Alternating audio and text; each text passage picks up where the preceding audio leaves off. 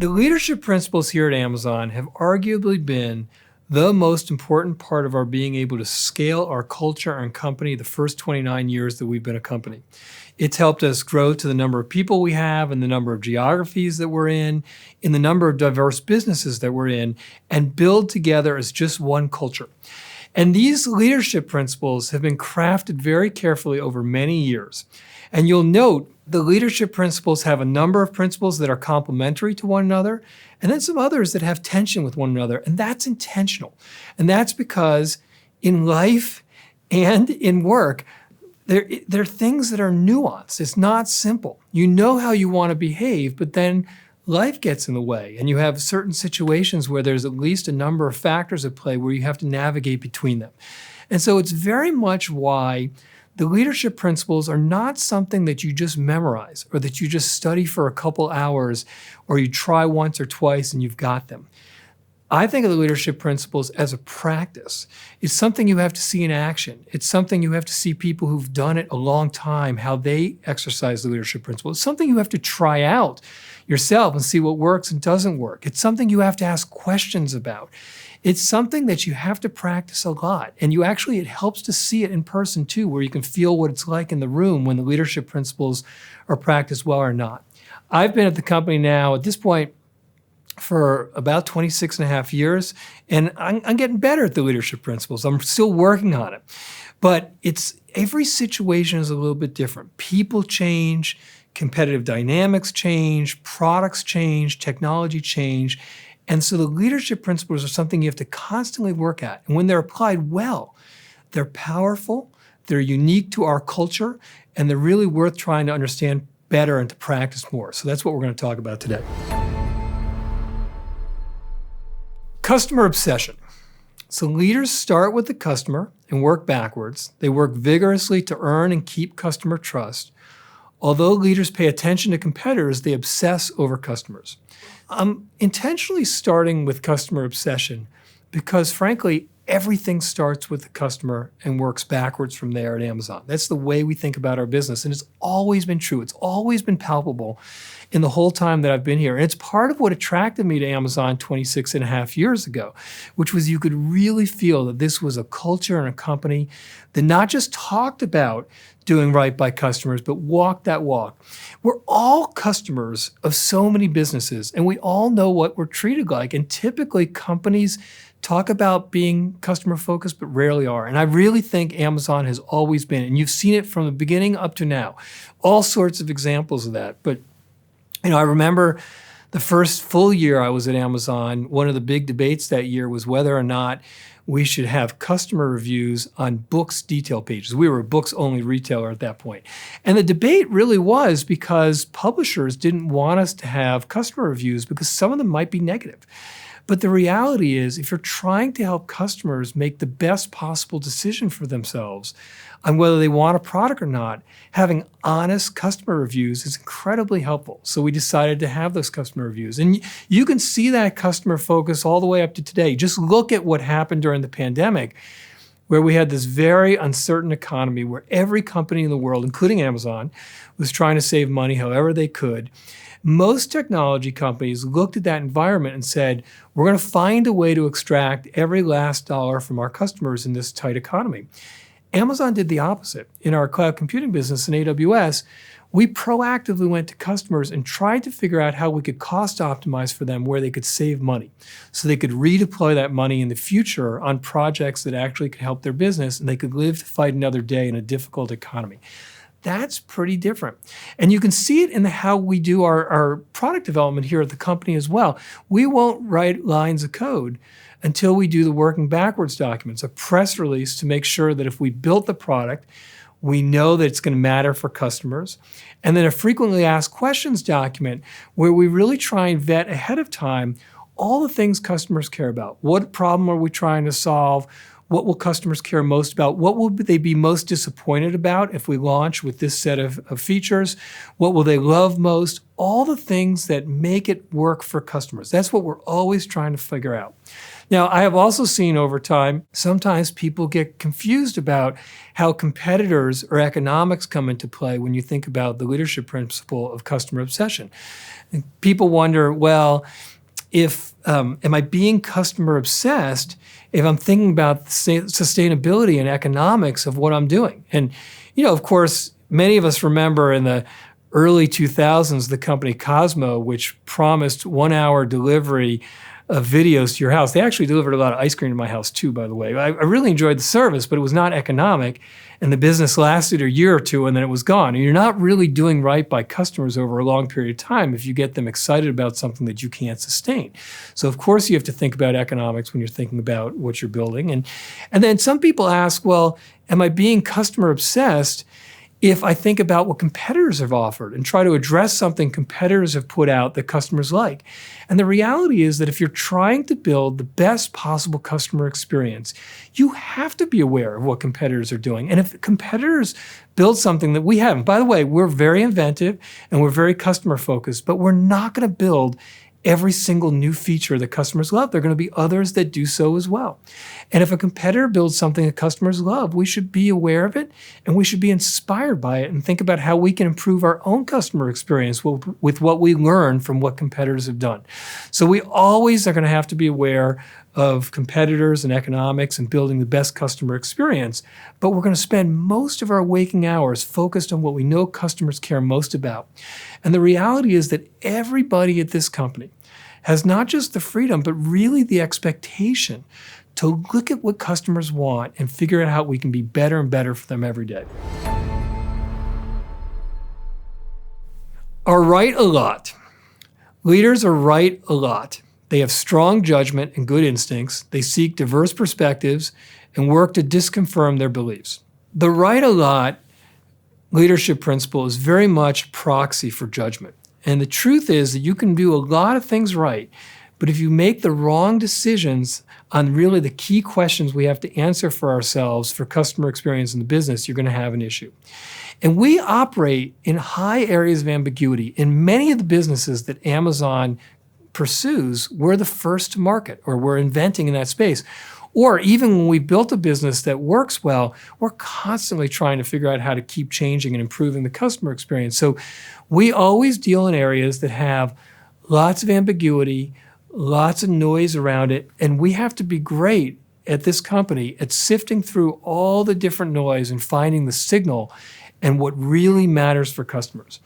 And I remember when we first put this leadership principle in place, people often got it wrong. And what people misinterpreted was they thought, well, if I'm really great at the leadership principle of being right a lot, it means when we're debating something, my idea has to be the one that carries the day.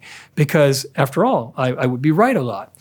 And the reality is what we're all trying to do is we're trying to get to the best possible answer for customers, whoever's idea it is.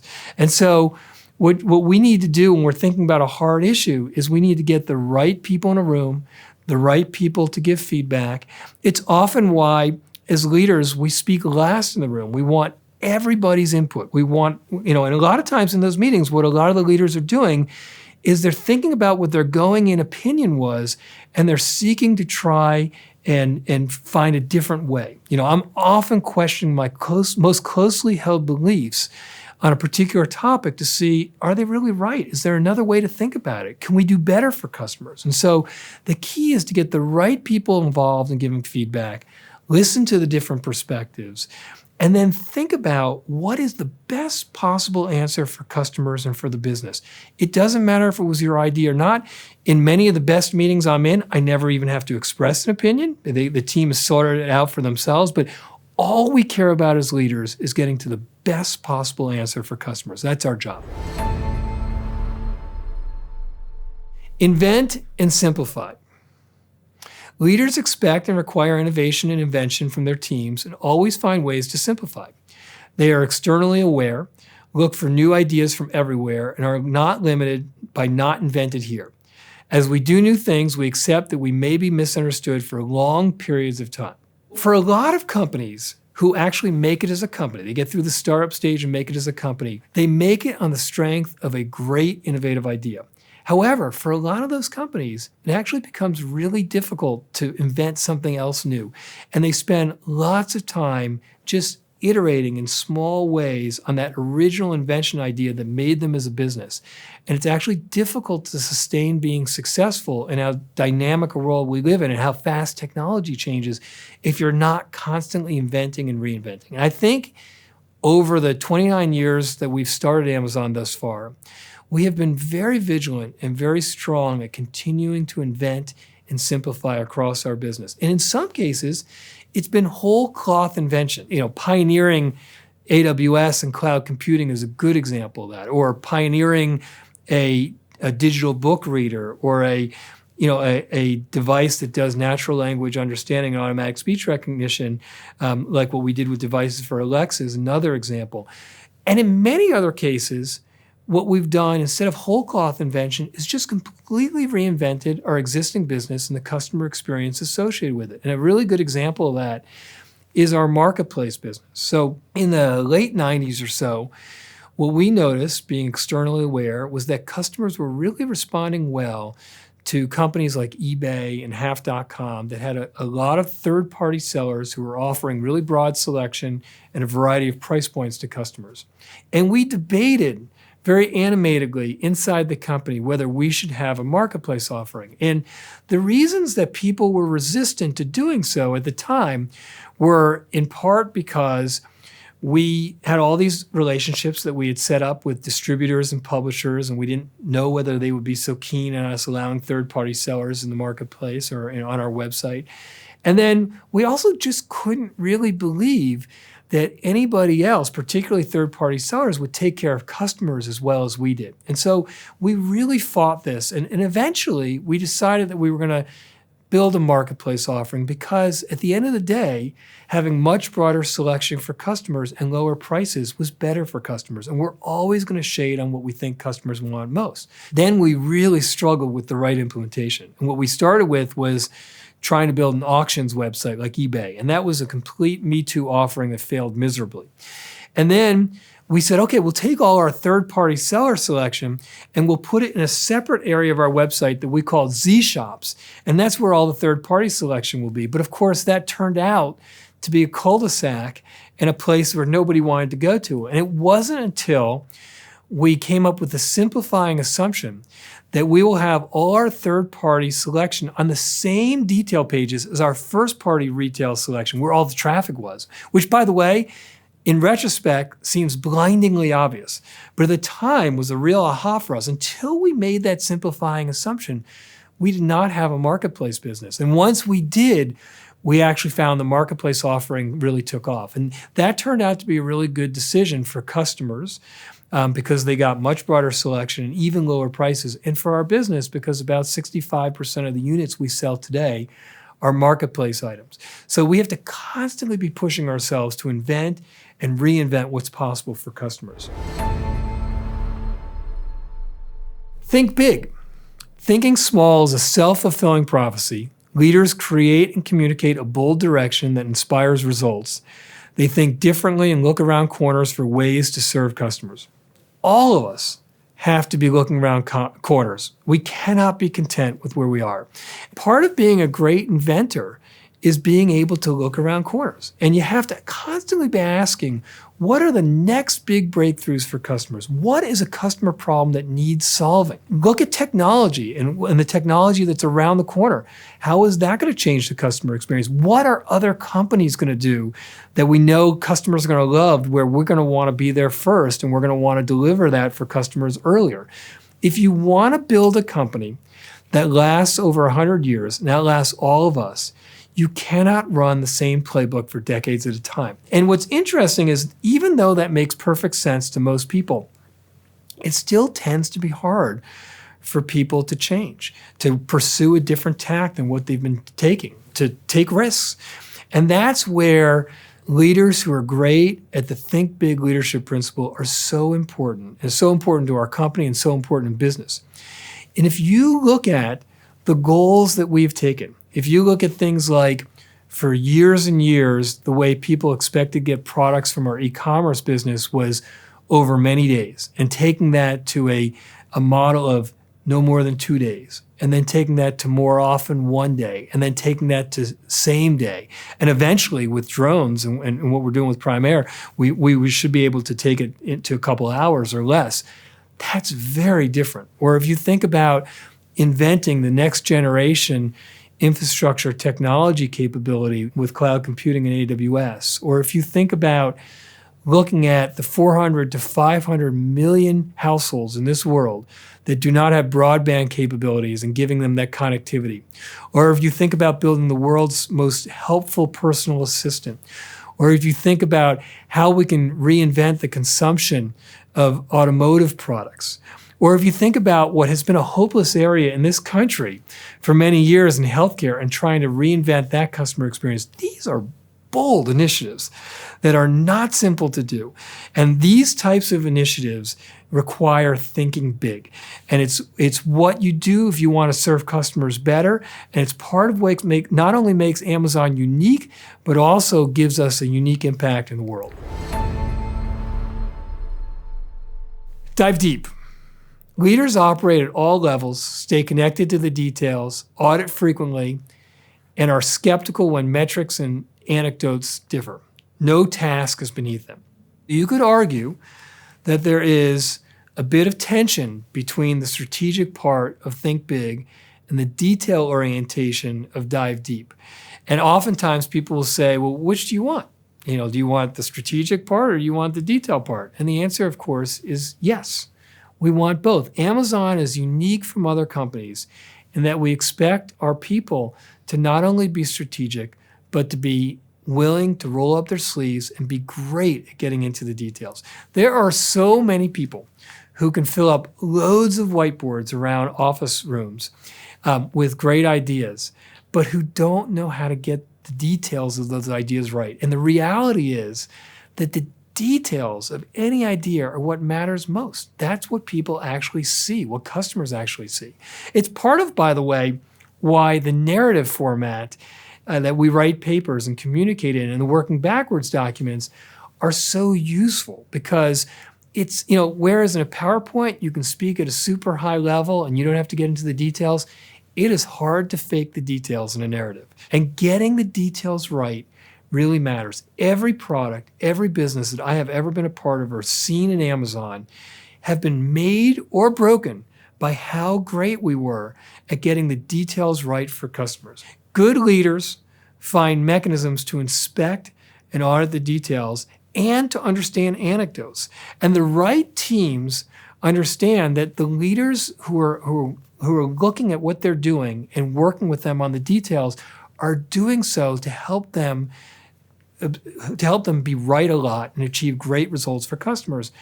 And then the other piece is that with anecdotes, there are often times, especially at our size, where you have these big metrics. I'll take an example. If you ever look at operational performance metrics, things like performance against service level agreements or error rates or latency, they're measured across really large numbers, and they can look perfectly reasonable. And then when you actually get into the details of it, you find, well, you hear this anecdote that this customer was unhappy about something, or you have a friend who told you that this didn't work out for them, or you get an email from a customer who says, why is this the case? And when you actually follow those anecdotes, you find that there actually is a problem that may not be showing up in the broader metric because we cover so many people, they don't register in the metric. But at our scale, even a 1% impact or a 0.5% impact is millions of people. So follow the anecdotes, inspect the details, because it's where you often find the real issues that can impact customers. Insist on the highest standards. Leaders have relentlessly high standards. Many people may think these standards are unreasonably high. Leaders are continually raising the bar and drive their teams to deliver high-quality products, services, and processes. Leaders ensure that defects do not get sent down the line and that problems are fixed so they stay fixed. Customers have very high expectations of us, and they should. And by the way, it's where we set the bar. And in this day and age, it's essential. It's so easy in this day and age for customers to switch. to change. The internet makes that super simple and gives customers very good information. And it means that you can't rest on what you've done for the last 10 years, the last 20 years. Historically, we have had very high standards, perhaps unreasonably high, but it's the right level for what we're trying to accomplish. And in my opinion, having high standards is one of the most critical underpinnings for teams. I've constantly seen it at Amazon. I've seen it at Amazon. I've seen it with friends. I've seen it with all sorts of kids and organizations I work with. Higher expectations lead to better results. And as leaders here and as individual contributors here, as the business grows and as the scope of what you all work on grows, you can't be in every meeting.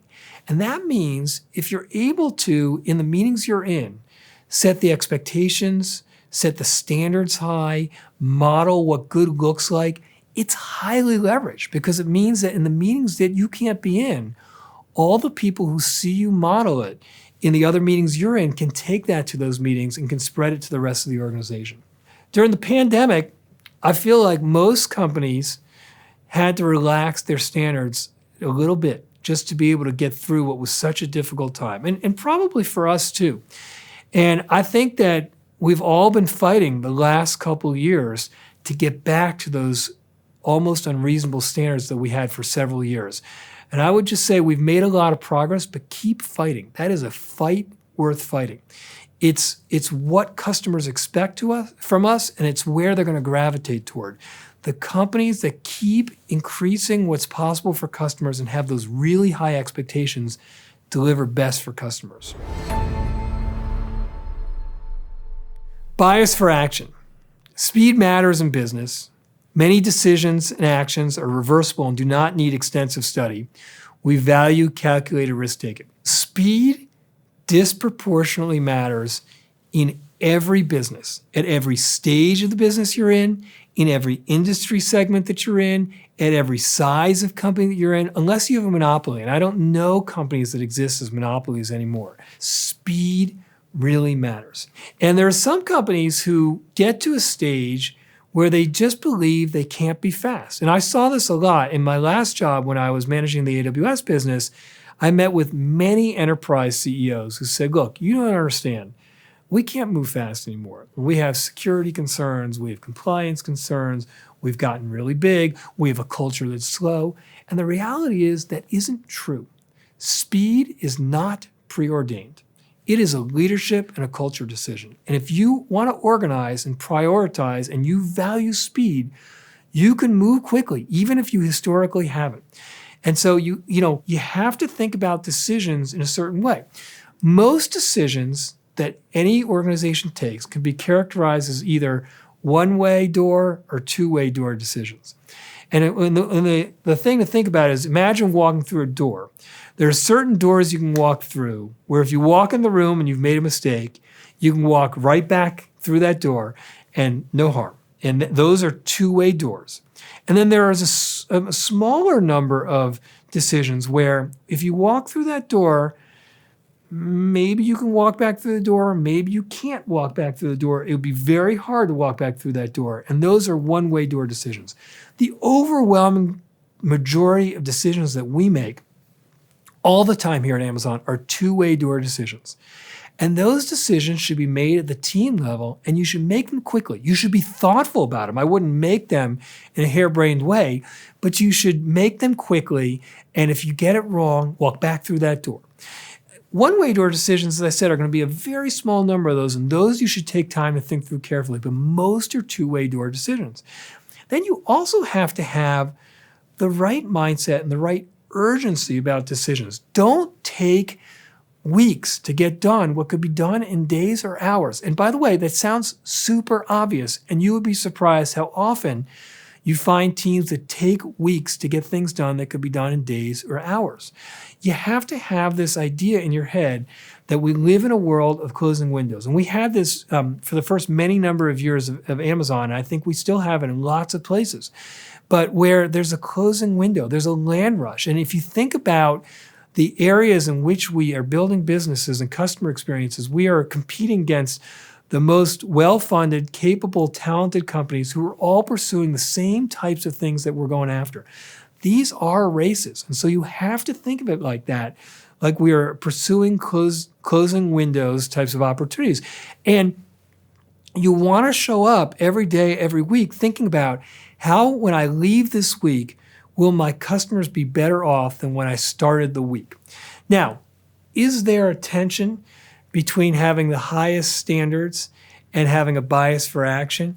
Yes, there can be a tension. Because the reality is, in moving fast, you can't launch a subpar customer experience. By the way, launching a subpar customer experience also breaks the customer obsession leadership principle. And so, just like I said earlier, leadership principles inherently have tension in them because you actually want to be very proficient and fantastic for customers across a lot of dimensions. And sometimes those dimensions will intersect and conflict. And part of our job, part of the nuance of leadership principles, is to figure out how to find the right balance between them. But you can be fast while still having high standards. I've seen it for 29 years at the company. So we need to think of ourselves, and this is the way I think about the company, as being the world's biggest startup. And that's the way we need to behave. That's the way we need to act. And we need to keep asking ourselves, why can't we move faster for customers? Ownership. Leaders are owners. They think long-term and don't sacrifice long-term value for short-term results. They act on behalf of the entire company beyond just their own team. They never say, that's not my job. Ownership, that leadership principle, is a mindset and a way to behave. And in many ways, it's the most attitudinal of all of these leadership principles. Yes, it means when you tell your team you've got something, that you've got it, and that you don't have to be reminded constantly of getting it done. But it also is a way of thinking about the business and the company that's more holistic and long-term. Great owners are always asking themselves, what would I do if this were my personal money? And we used to talk about this anecdote a lot, which is the difference between renters and owners. So if you have an apartment and it's Christmas time and you buy a Christmas tree, sometimes a renter will actually, amazingly, nail the Christmas tree into the wood floor. You would never do that if you own that apartment and those wood floors. We have to think like owners. I was speaking with a young professional actually just a few weeks ago, and I was asking that person about their new job. They don't work at Amazon. I was asking them about their new job and the store that they work in, and I was asking them if they had any ideas for how they could increase the revenue of the store that they're working in. And they said, well, I'm not really that interested in that. I don't get paid more if I come up with an idea for more revenue. I don't get a commission on that. It's not really my area. And I thought, that's not ownership. By the way, this young person will get this. This is a really young person. But my point is, that's not how we think about ownership. That's not what we want. We want people who feel like owners, who think about problems more holistically.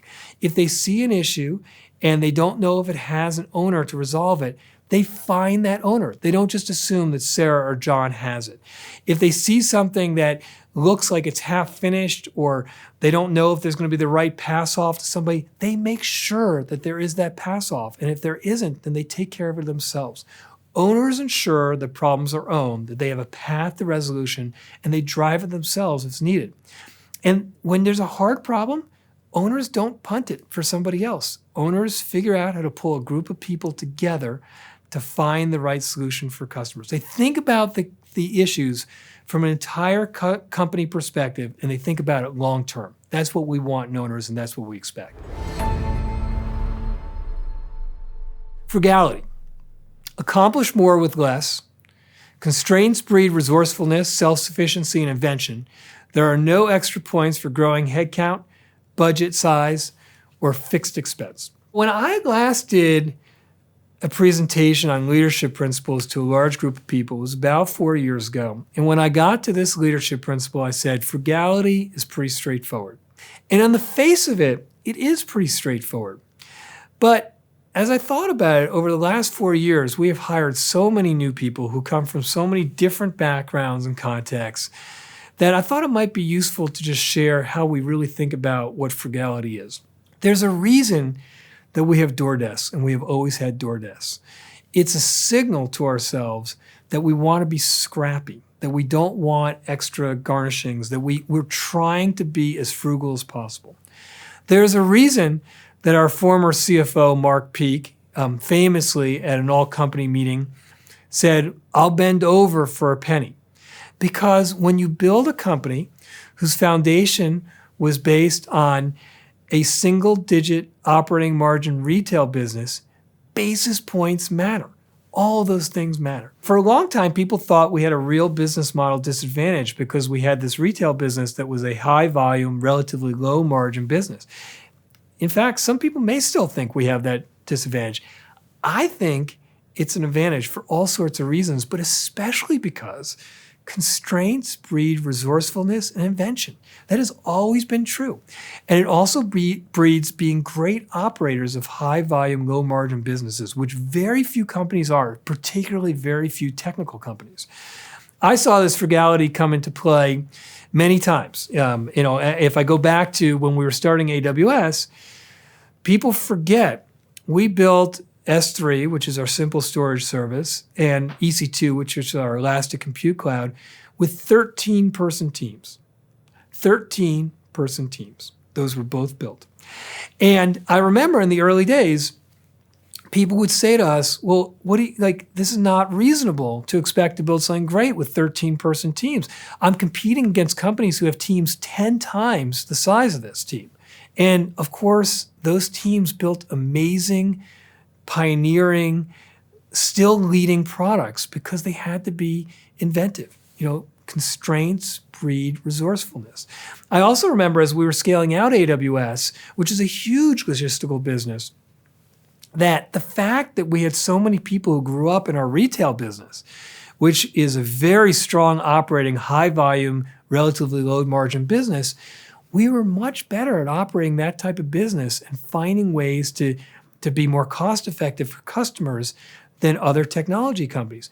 When you save money on everything you do, it means you can invest more in giving customers lower prices and giving them more capabilities. Now, this all seems, I think, fairly logical, particularly if you've lived in this culture for a long time. But what's interesting is over the last several years, as Amazon has become a much larger company, we're a company that has $500 billion plus of revenue, the numbers get so large that people almost get numb to some of these numbers. I remember when I had to ask for 50 people or $1 million, it felt like so much money. And now I hear sometimes people saying things like, well, I don't know, it's only $100 million. Or, to start this idea, I only need 65, 70 people. Don't get numb to those numbers. Our very best people, our very best teams, our very best businesses do more with less. And if you work in a business that has more generous margins than our retail business, don't spend more just because you have margin to support it. Be frugal. Every bit you can save on, you can give back to customers in the form of lower prices and in more capabilities. And I would also say, don't believe that the best way to build your career and to develop your career is to have large teams. That is not the case. We want and value people who build amazing customer experiences and amazing businesses as leanly as possible. That's how we think about great people. That's how we're going to think about it in our promotion process. And that's the way we want to operate together. Learn and be curious. Leaders are never done learning and always seek to improve themselves. They are curious about new possibilities and act to explore them. This leadership principle is arguably the one that I have seen most differentiate the people I've worked with a really long time and where they have grown their career substantially versus those that have stayed stagnant. And I would say that for some people, at a certain point, and I can't tell you why, I have my own theses, but at a certain point, they find it too threatening or too difficult to keep learning. And I will tell you that the second you think there's little left for you to learn is the second that you are unwinding as an individual and as a learning professional. You have to be ravenous and hungry to find ways to learn. It's not easy to do, even though if you have the right mindset, it's quite simple to do. You have to think about the idea that you don't know everything and that there's a lot to learn. And even if you've spent many months or years learning a certain area, that it may flip upside down very quickly. Instead of that feeling threatening and scary, you have to think about that as being part of the fun of what you do. And by the way, our jobs and our lives would be so much more boring if we knew everything there was to know. And so what you have to do is you have to be honest at looking at a situation and what customers care about.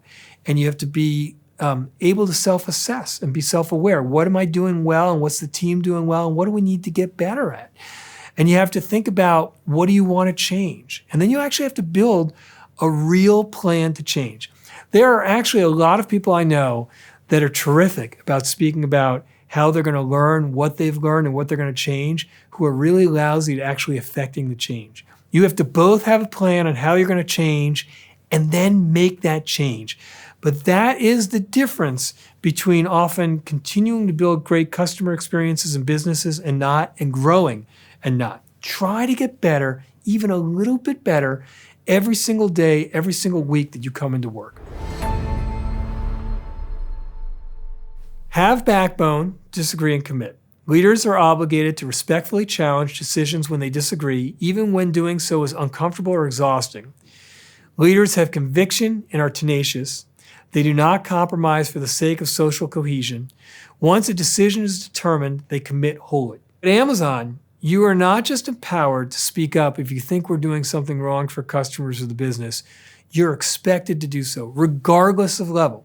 I can tell you that I get a lot of emails all the time from everybody at the company at every level about ideas they have, and I value them and I appreciate them. I told you so is an expression that's completely useless at Amazon because it's a failure one way or the other. It's either I didn't speak up when I was supposed to speak up and have backbone, or that I'm not fully committing to the decision that we made and disagreeing and committing. We have this concept that we've talked about a long time at the company about social cohesion. And social cohesion is this notion that people often will compromise with one another to get along. And so the canonical example is, you look at a ceiling and one person says it's 10 feet and the other person says, no, it's 14 feet. And they say, let's compromise, it's 12 feet. Well, it's usually not 12 feet. There's usually some answer that's closer to the truth. Now, most issues that we deal with every day are not as simple as what I just said. They're much more complicated, much more nuanced. But the point remains, the idea for us is to be truth-seeking. We're not trying to compromise with one another to make each other feel better or to get along. We are trying to get to truth for what matters to customers. That's what we got to make decisions based on. And then, after whatever debate we have on issues, and some issues are so difficult that we debate it across many meetings and many weeks, but once we make that decision, we have to, as a group, disagree and commit and wholly commit to that decision, even if you are on the other side of what got decided to be pursued. Now, this, again, seems fairly obvious, but it's sometimes difficult because we hire smart people and we hire people who have a lot of mission passion, and it's hard to let go of what you think matters most for customers. But at a certain point, businesses have to make decisions. Otherwise, they can't move. They will be stagnant. And once we make a decision, we have to all get on board because the areas that we're pursuing as businesses, they have such large expanses with so many things to solve for customers, with so many capable competitors that we need to focus all our energy rowing the same way. So have backbone, disagree, and commit is a very important leadership principle to be great at. Earn trust. Leaders listen attentively, speak candidly, and treat others respectfully. They are vocally self-critical, even when doing so is awkward or embarrassing. Leaders do not believe their or their team's body odor smells of perfume. They benchmark themselves and their teams against the best. So people sometimes get this earn trust leadership principle wrong. And they sometimes confuse it with meaning being nice to one another or having social cohesion or not challenging each other in meetings. I won't challenge you if you don't challenge me, or this person, isn't trustworthy because they challenge me in a group of people. That's wrong. That's not what we mean. What we mean by earn trust is being honest, authentic, straightforward, listening intently but challenging respectfully if you disagree, and then delivering what you said you would. So if you want to earn trust, if you say you've got something, deliver it. If you think we're doing something wrong for customers of the business, speak up. If you own something and it's not going well, own it. Say it's not going well, be self-critical, and fix it. If you think we're not as good as we're saying we are, benchmark it, use data, and show us that we're not as good, and vice versa. Sometimes I've seen teams waste time by beating themselves up when they're actually better than they think. Use the data and show us. I'll tell you a short story that's a personal story, a little bit embarrassing, but I'll share it, that I think is illustrative. Back in this would have been in the early 2000s, I was co-leading the marketing team, and we were presenting our OP1, our operating plan, to the S team. And back then, we were still using PowerPoint presentations, and we had a slide deck that was 220 slides, if you can believe it. It was like a 6-hour meeting. And I was presenting the first 80 slides or something like that. And about 10 slides in, Jeff interrupts me and he says, "All your numbers are wrong on this slide."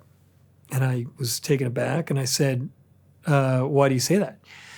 And within a few seconds of him starting to dissect these numbers, I realized that he was right and that all the numbers on that page were wrong. And I was, of course, embarrassed. And I said, "You're right, those numbers are wrong." And he said, "Well, why should I believe anything else in this presentation if those are wrong?" And I said, "Well, I hope you will, because we have 210 more slides in this presentation." And, it turned out that we didn't have any more errors like that in the rest of the presentation. We got through it. And it was a very good learning experience, but I didn't get done with that presentation, and I wasn't resentful or mad at Jeff for pointing that out. I learned a very valuable lesson on what it means to dive deep and what it means to have ownership over the detail in your presentations. And I earned trust by owning it, being vocally self-critical, and actually getting better and improving it and providing a much better presentation and account for what was truth the next time I presented in a much broader group. Strive to be Earth's best employer. Leaders work every day to create a safer, more productive, high-performing, more diverse, and more just work environment.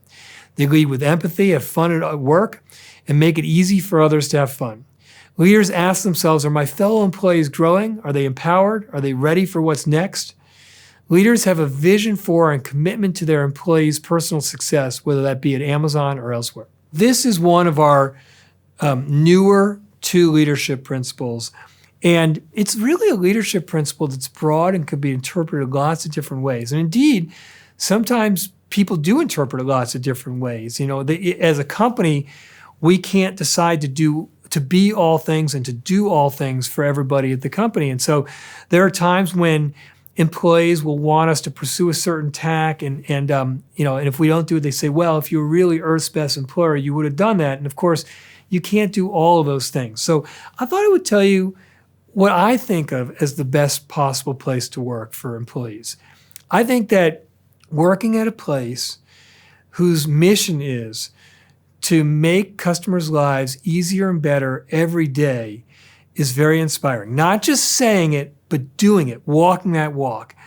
And then a company that's willing that not only makes customers' lives better and easier every day, but that is also able and willing to do it on a very large scale. If you think about the number of customers that you impact. And then a company that's willing to invent and to invest and to bet.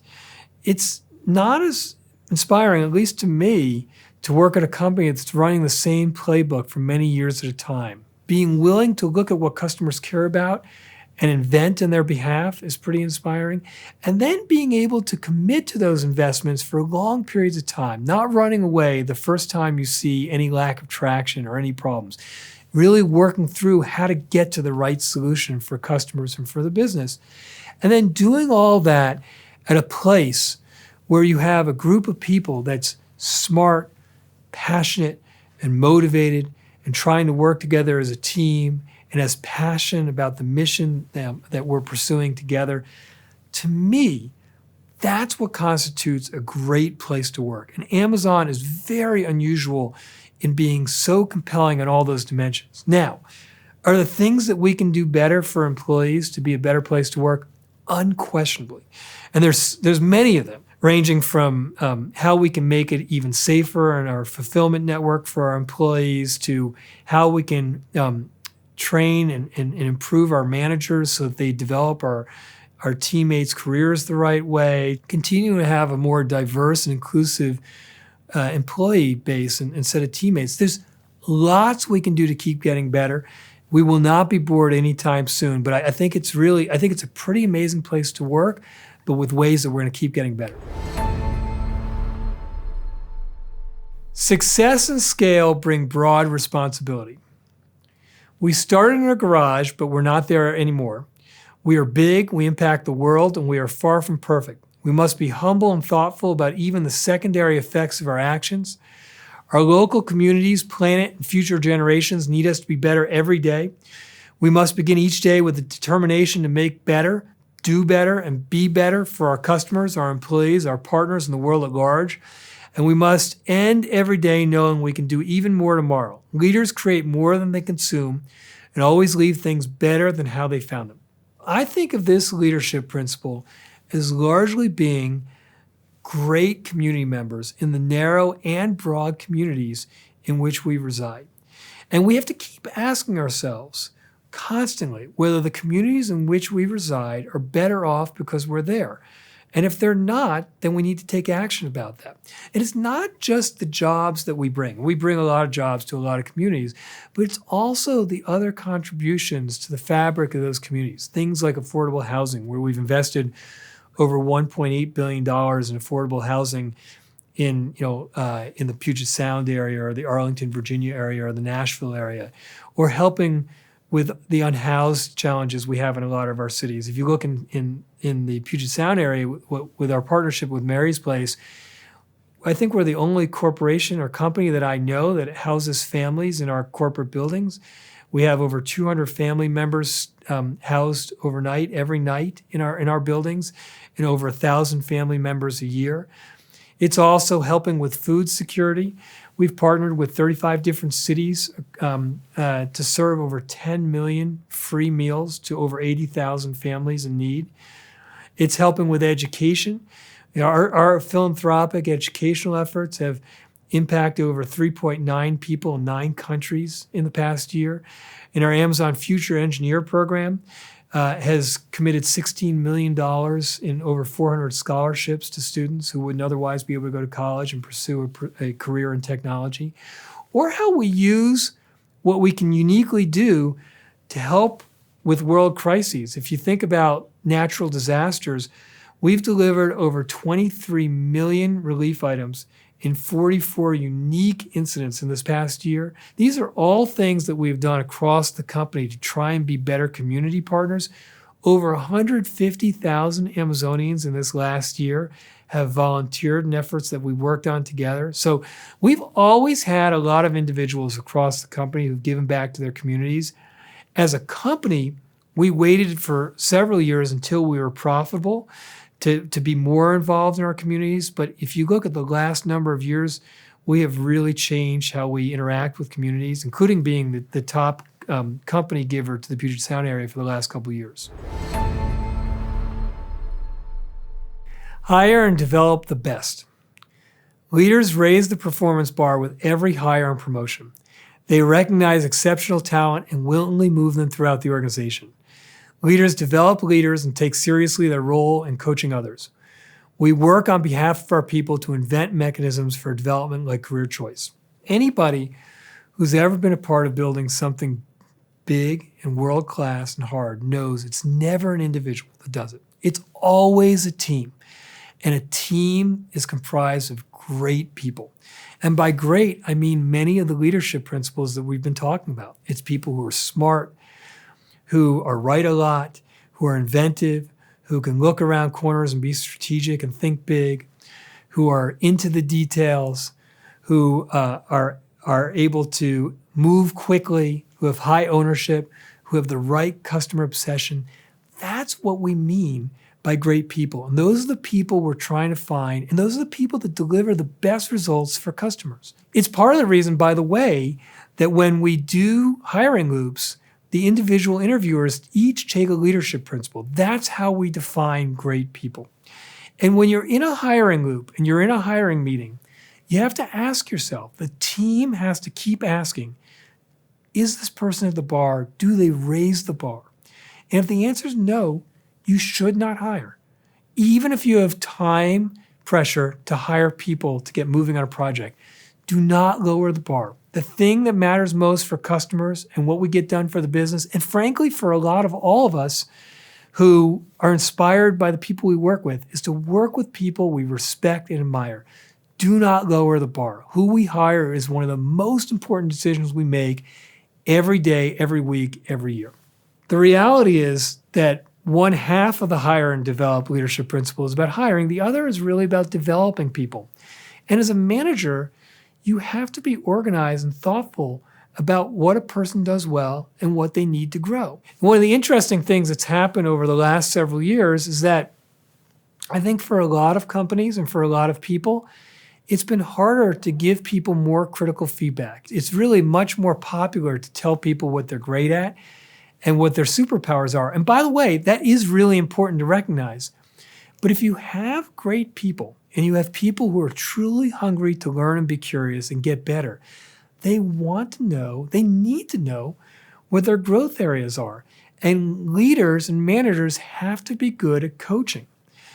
It's not a right for you to be a manager. You could be a really good individual contributor, but it doesn't mean that you should be a manager. It's a privilege to be a manager. And part of that privilege comes with the responsibility for thinking about and actively developing the people on your team and coaching them.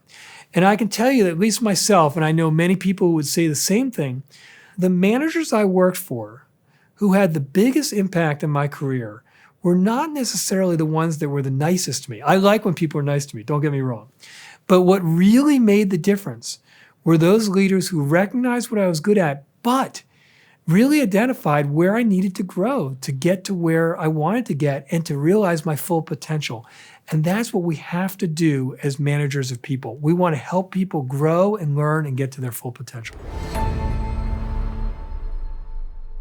Deliver results. Leaders focus on the key inputs for their businesses and deliver them with the right quality and in a timely fashion.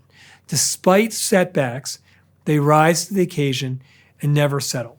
I intentionally wanted to end with this leadership principle because you can get everything else that we've talked about right. You can be customer obsessed, you can be right a lot, you can be inventive, you can be strategic and think big, you can, dive deep, you can be speedy, you can have the right ownership, you can hire the right teams. And the reality is, if you fail on delivering, none of it matters. Where the rubber meets the road for customers is what you actually deliver for them. And there are two macro forms of delivery. There are outputs and there are inputs. Outputs are really high-level metrics. The ultimate output for a public company is your stock price. And other outputs are things like free cash flow or your revenue or your operating margin.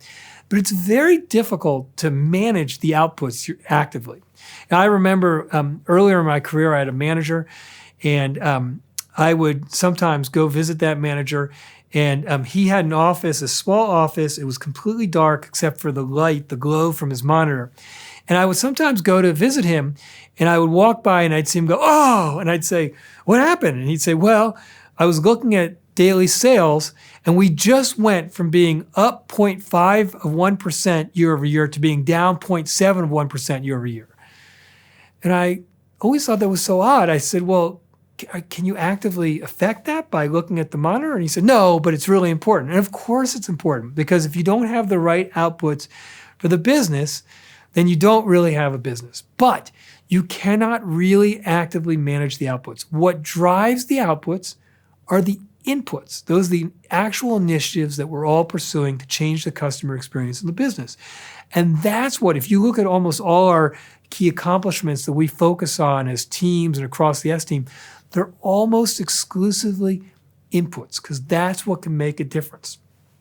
I'll say one last thing about delivery that I often see people get wrong, which is there's so much work that goes into delivery. You have to define a product. You have a working backwards document. You make several versions of that working backwards document. You have to hire a team.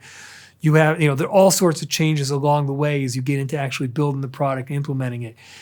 That when you get to delivery and you get to launch, people take this deep breath and they kind of feel like they're done.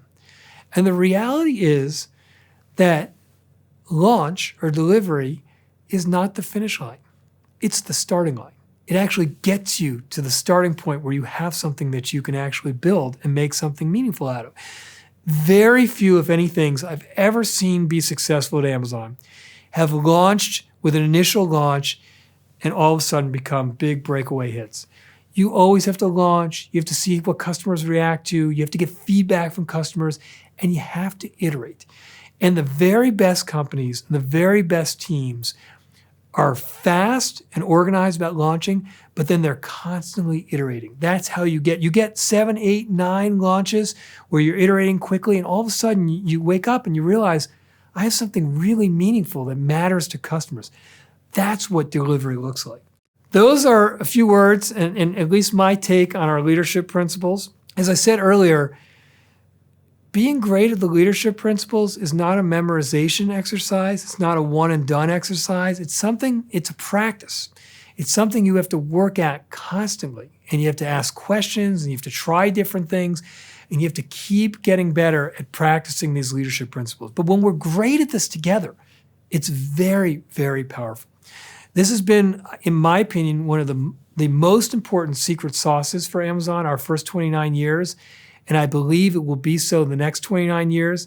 And I look forward to working on it and getting better and better at it together. So thank you for taking the time to listen.